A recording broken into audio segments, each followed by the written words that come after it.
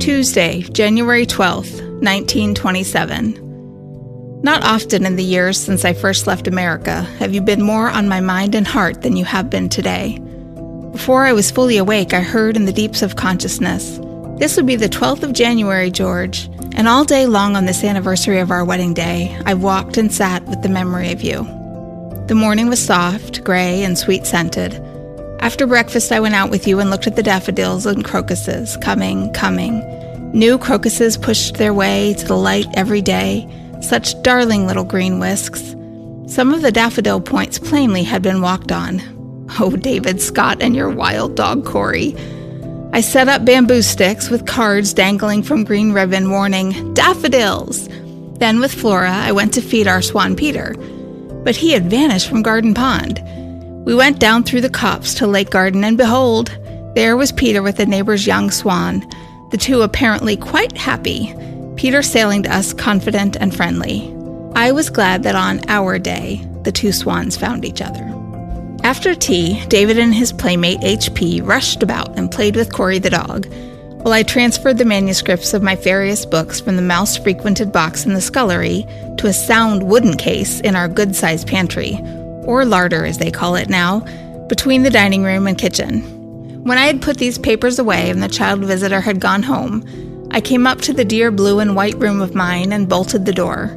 Then I took your small picture from the shelf by my bed and set it on the mantelpiece between the branched candlesticks.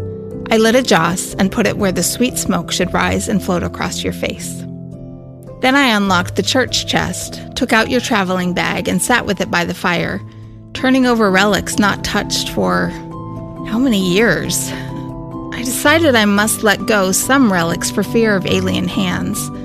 I put the things selected into a cardboard box. The few left in the old traveling bag will be easily burned one day, since what's left is mainly paper and little of that. Yet I sealed what's left in a packet so that even I may never touch those scraps of paper carelessly, if I ever touch them again. They made me ache. But I began some time ago to see what a wrong, what cruelty to you would be my continuing to think of you as shrinking, let alone with the old intolerable pain. So, for your sake as well as mine, I must meet you with something better than tears. For if I am to make a memorial for you, a Dankmal bulb out of my days instead of marble, I must set about it as a mother of a posthumous child sets herself to shield the unborn from the long shadow of her grief. I have been reading some of the letters. Many are burned, my dear. All the more intimate are ashes. Though no letter of yours was ever intimate in any shy-making sense, there was about you always a beautiful modesty that saves my closest thought of you from any shame or shrinking. Was ever anyone so warm and strong in feeling, so normal and so unsmirched as you? I cannot think so. Men who have great physical attractions are too often spotted and spoiled. I don't even know how it came that you escaped that soiling from the world. When I think of those sieges laid to you, those I knew about not counting the many more, I wonder at you more today than I ever did.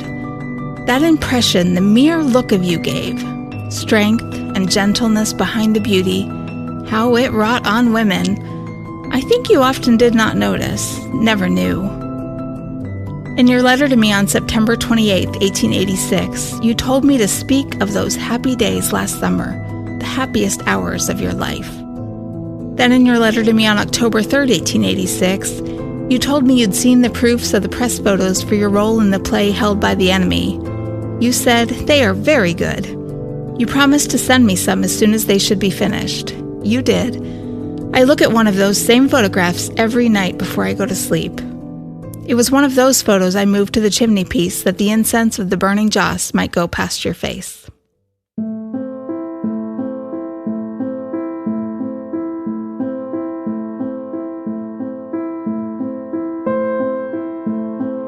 Welcome to the Elizabeth Robbins Diary podcast. I'm your host, Natalie Kaler. In Season 2 of this podcast, we are covering people and events that deeply shaped the woman Elizabeth became. This episode tells the story of Elizabeth's husband, George. It probably seems odd that he hasn't been mentioned till now, so let me explain.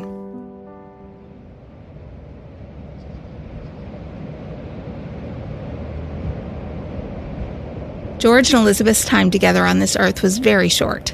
They met when she was 21 and he was 28. He died less than 4 years later. Much more to the point, few of the documents about their relationship survive, making accurate research a challenge. Entire weeks have been ripped out of Elizabeth's diaries, and what she wrote in the decades following his death is often heavily revised.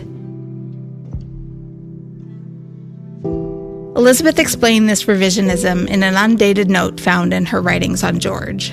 She said, "As we grow older, as we come nearer to being ourselves among the dead, as we thus draw nearer to them in time, so we draw nearer to them in spirit and in understanding. That it should be so seems part of the economy and, in its effect, the kindness of the life plan. This heightened sense of kinship with the dead is the date stamp on the coin. On the other side, more and ever more worn, less and less decipherable, the time marks of forgetting show their beneficent part in softening for us the fierce pain tearing asunder the ties of life. What have the young to do with the dead? They are either indifferent or frightened. They turn away. The time is not yet for them to feel the blessedness of the final peace. They feel as yet no companionship with the millions who are dust."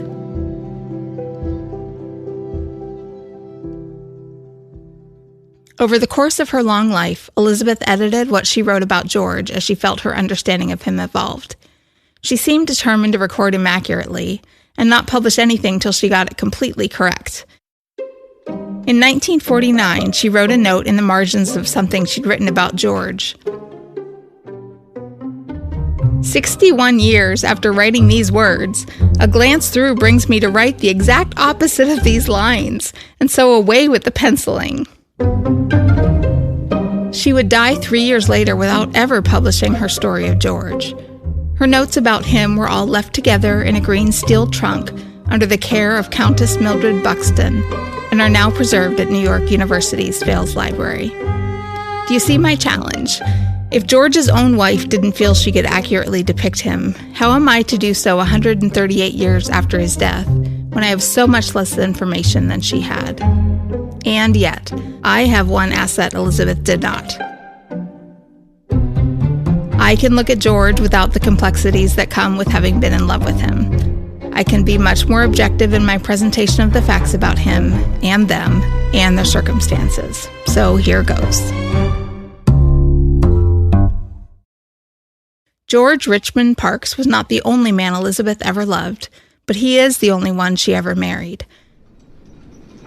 A native of Boston, George's father, John, owned the 250-room Maverick House in East Boston. The beautifully ornate hotel served as a community hub and a popular destination for train travelers. George had a financially secure and interesting childhood as he interacted with the dignitaries and personalities who came through the hotel. Boston newspapers tell of elaborate banquets and balls at the Maverick House that kept Boston's high society entertained late into the night. I'll include a photo and some articles about the Maverick House on our website. When John passed away in 1879, family situation immediately changed. John had either experienced a financial loss in his last few years of life, or he'd racked up debts that had to be paid at his death. But this much is clear: their comfortable existence was gone, and the 24-year-old George became primarily responsible for taking care of his mother and 4 younger siblings. He worked a variety of jobs and began acting with a theater group as a way to decompress and socialize. A handsome and charismatic man, he was soon offered a paid acting role and found he could earn decent money in the theater. Before long, he was earning more as an actor than he had been in his other jobs. George met Elizabeth in September of 1883 when they were both members of the Boston Museum Company, a theater group that performed both classical and modern plays. Besides their love of the stage, they shared some significant life experiences. Both were the oldest child of their father's second marriages, and both had suffered the loss of infant siblings. They both preferred the country to the city, but understood their career choice required urban living. Both were intelligent, popular among their fellow actors, and driven to succeed. The same month Elizabeth and George met, she wrote a letter to her father that revealed some insight into her mental state. Does it ever seem odd to you that your daughter should be living the most important years of her youth away from all her kindred and family associations, eating at a table surrounded every day with faces you never saw, and talking with people you will never know, taking important steps about which I cannot consult you, and living you don't even know where? Oh, Papa, write to me, lecture me, scold me, and always love me, for I sometimes feel I don't belong to anybody. Still, I am very happy, and not for all creation would I look back. Elizabeth loved her career, yet longed for the comforting ties of family. Enter the 6-foot-tall, 200-pound George Parks, praised for his light hair and fine eyes. He was a great conversationalist and extremely gallant towards her. But Elizabeth early on told her diary she was unsettled by his pursuit of her. She made sure George understood she was firmly committed to remaining single. She wrote to her grandma, "I do not intend ever to marry. I have always said so, and unlike most girls, have meant it." George either didn't believe Elizabeth, or he was determined to change her mind, because within weeks of meeting her, he asked permission to court her. After their first date, he expressed his desire to make her his wife. On December 4th, Elizabeth's diary records a, quote, "scene with George," unquote. This entry perfectly embodies the difficulty in telling this story. She recorded just enough to indicate turmoil, but nothing which tells us what the subject of the turmoil was. Thankfully, her letters to her grandmother were more revealing. From those letters, we know that for months, Elizabeth waffled between her commitment to not marry and her growing affection for George. Both her grandma and father warned her against the relationship and encouraged her to break it off. Her grandma said his ideas about women and marriage were, quote, "prejudicial and narrow, unconventional, obsolete opinions," unquote. But each time Elizabeth tried to end their courting, she found George to be excellent at debating her out of it. Every single time she broached the subject, he disarmed her arguments against the match. Giving up on telling him in person, she decided to break up with him in a letter. She also asked her father to send her 13-year-old brother Saxton to live with her as a companion and sort of chaperone to provide her an extra layer of fortitude. Elizabeth labored hard over her wording of the breakup letter and mailed it off. As soon as he received it, George returned Elizabeth's letter to her, told her he did not accept it, and continued to shower her with affection and gifts. As she waffled back and forth throughout 1884, in desperation, George wrote her that he would end his life before he'd live without her. Saxton had not been sent to live with his sister, and by January 1885, George was the one escorting Elizabeth to and from everywhere. He accompanied her to and from work, to and from errands, and also on walks. Her diary records lots of walking and talking. George also gave her gifts such as her 1885 diary. He ordered her special surprises. On January 3rd, she told her diary, "Fine, delicious little supper awaiting me, quail on toast and celery." George's thoughtfulness, of course, bless him. In addition to recording George's attentions to her, Elizabeth kept telling her diary how tired she was, but doesn't explain if it's physical or mental exhaustion. She confided to her friend and fellow actress, Nina Busico, of her conundrum.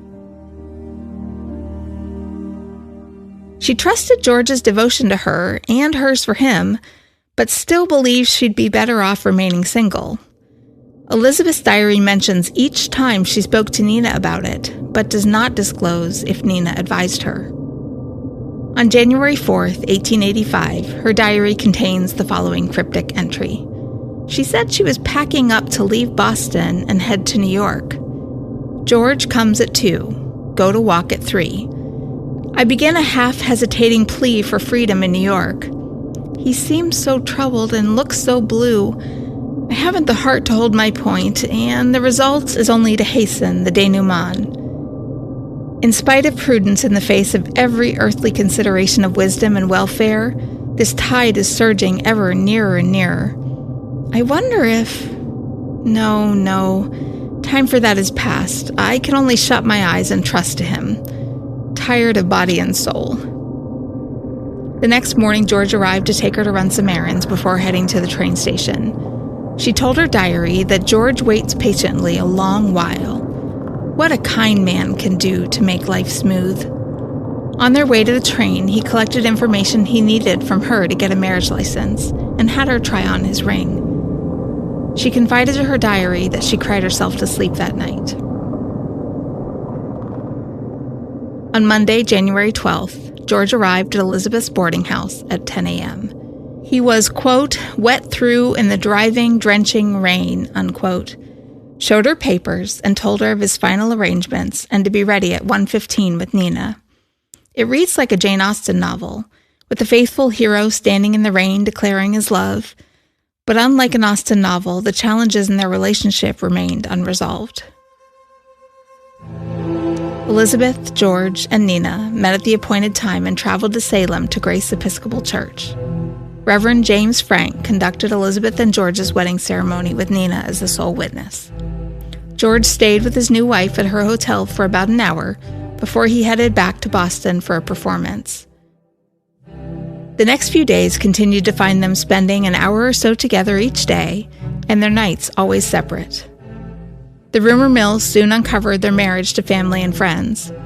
Elizabeth's manager fired her as a result of her new marital status. She had a very difficult time finding work because managers didn't want to hire a married woman, but they needed her income. George was still supporting his family, and Elizabeth felt obligated to help her siblings.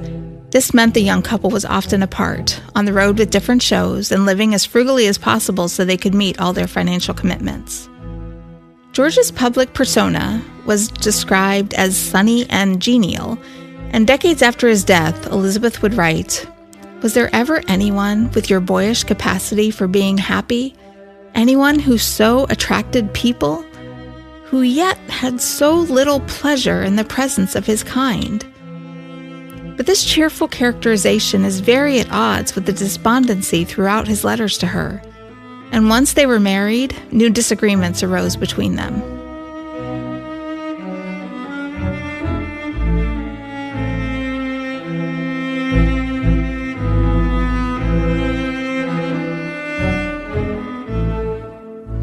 Although before the marriage, George had indicated he was fine with Elizabeth continuing her acting career.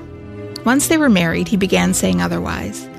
It was exactly as her grandmother had predicted.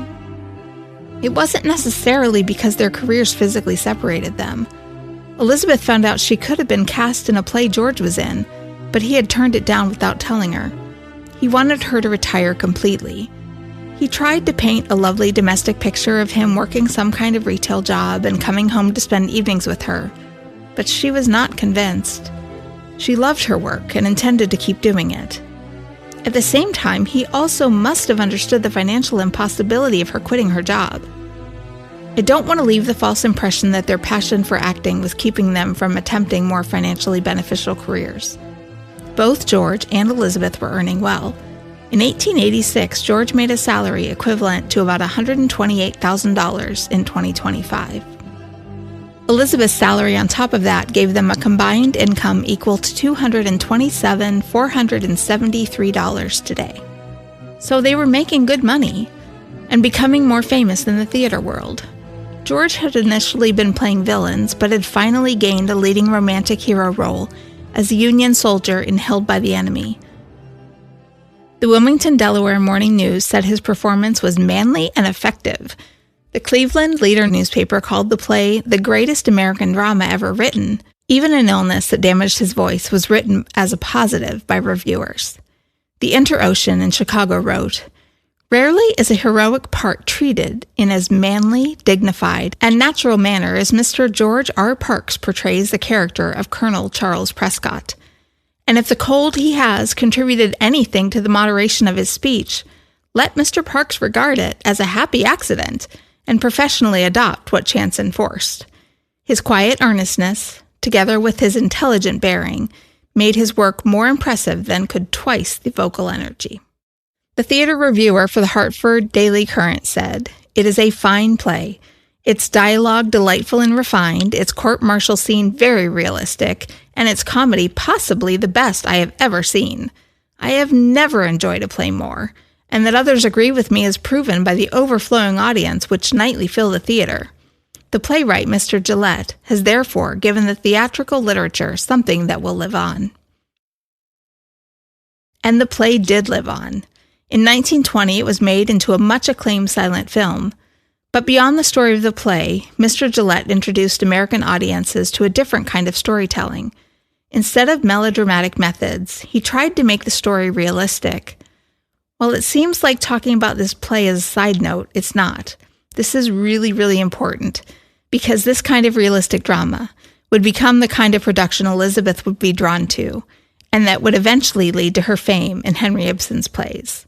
Although George was the actor cast and held by the enemy, the role marked a pivotal change in Elizabeth's stage career. It was a defining moment.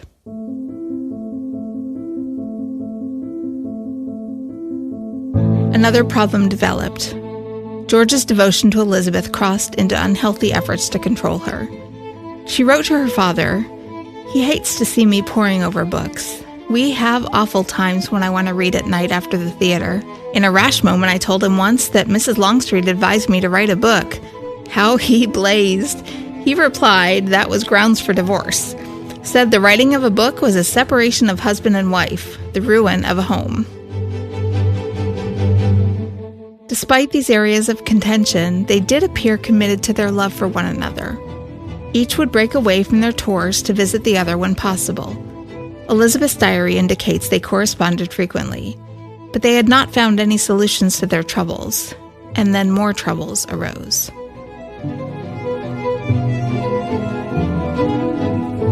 Elizabeth's mother was placed in a mental asylum, followed by the death of her primary confidant, her grandma, followed by the death of Elizabeth's younger sister, Una. Then her father's finances at his Florida property took a big hit. Elizabeth felt even more compelled to support her family. And in the midst of this, Elizabeth caught malaria.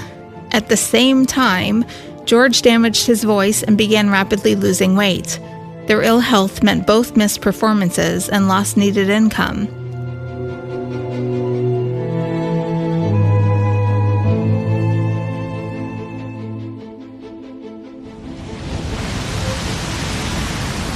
Then, Elizabeth's stage costumes, which she was required to purchase for herself, were all destroyed in a flood at her theater.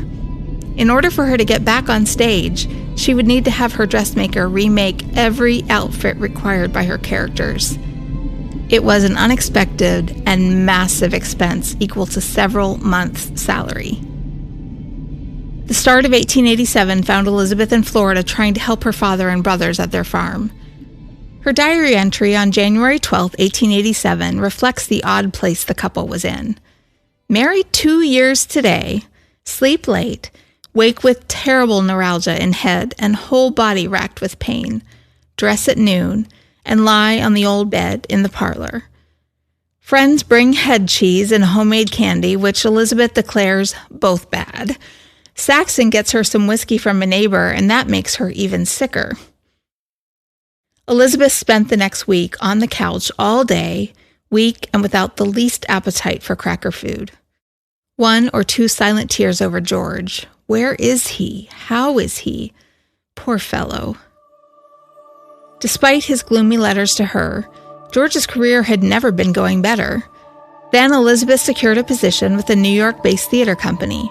The spring of 1887 would find them bringing in a lot of money, though they were still trying to make up what they had lost during their illnesses and unemployment.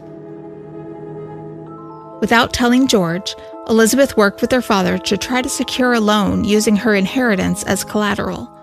The borrowed money would hopefully tide them over until Elizabeth and George had fully recovered and formed a long-term financial plan. By March, Elizabeth was back in New York and back on stage. By mid-May, she received news that her loan had been approved. but she had yet to let George know. On May 18th, she wrote in her diary, "How long, I wonder, will this stony depression continue? George in direst distress, the future grimly dark." So much is unclear in this entry. Who is experiencing stony depression? Whose future is grimly dark? Even with the benefit we have of looking backwards at history, these lines remain a mystery. About a week later, 2 weeks of entries have been ripped out of Elizabeth's diary. Here's what we know based on newspaper articles.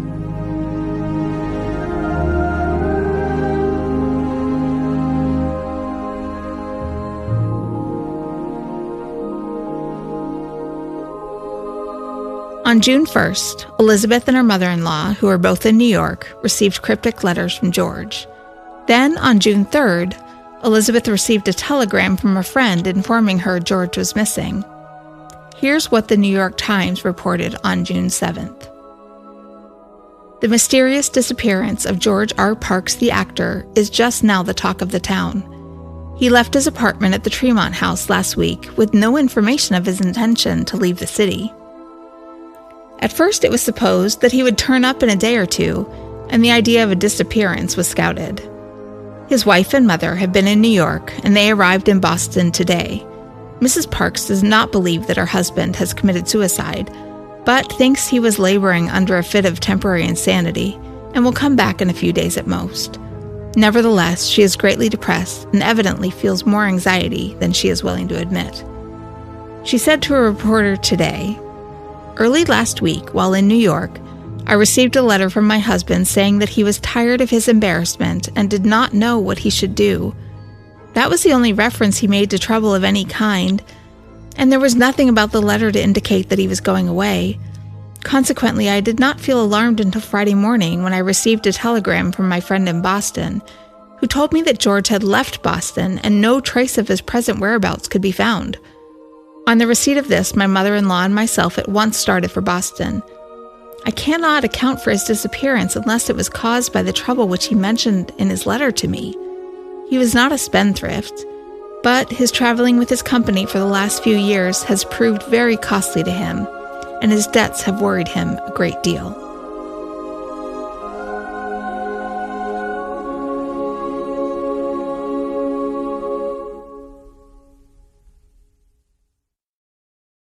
The Boston Globe also interviewed Elizabeth, and she told them, "I don't think George would ever be driven to the extreme of committing suicide. He was probably laboring under a temporary fit of insanity caused by his mental anxiety. It is only a question of time before he will come back. He was and always has been a good and true husband, and I know that he will return." In addition to her comments, the Boston Globe included this interview of one of George's friends. "There is not the least ground for supposing that Parks has killed himself. He was in the best of spirits when he left the house. I think that he's gone away with some of the boys and will be back as soon as he hears the rumors that are being circulated about his disappearance and supposed death." When George did not return as expected, Elizabeth and George's mother provided the police with the letters George had written them on the night of his disappearance. His mother's letter started with the line, "I die as I have lived." Police said his letter to Elizabeth included his intent to use theatrical armor to help him drown, though the only remaining proof of that story is in the newspapers. Elizabeth did not preserve the entire letter, but did retain these lines among others. "I will not stand in your light any longer. Think the best you can of me. I die loving you, if possible, more than ever. I die to save you pain and sorrow in the future. May your lines be cast in pleasanter places than in the past 4 years. Goodbye, goodbye, goodbye. Yours in death, George." After listening to George's words, the question may reasonably be asked why Elizabeth and George's mother were not more concerned about what seem pretty obviously to be suicide notes. While I can't speak to the mind of his mother, we do know that George had been talking about suicide throughout his entire relationship with Elizabeth. He said he would die if she didn't marry him. He said that without her by his side, at the end of 6 months, I shall not be living. He said he would die if she didn't come join him on tour. He said he would die if she didn't stop working. And a few months before his disappearance, George had written to her that if she didn't join him in 2 weeks, he would be a maniac. Maybe after 3.5 years of having him threaten suicide, she perceived it as more of a manipulation tactic, or even just meaningless words, than actual intent to self-harm. It is impossible to know, but we do know that both George's wife and mother did not initially see anything to be concerned about when they read his letters.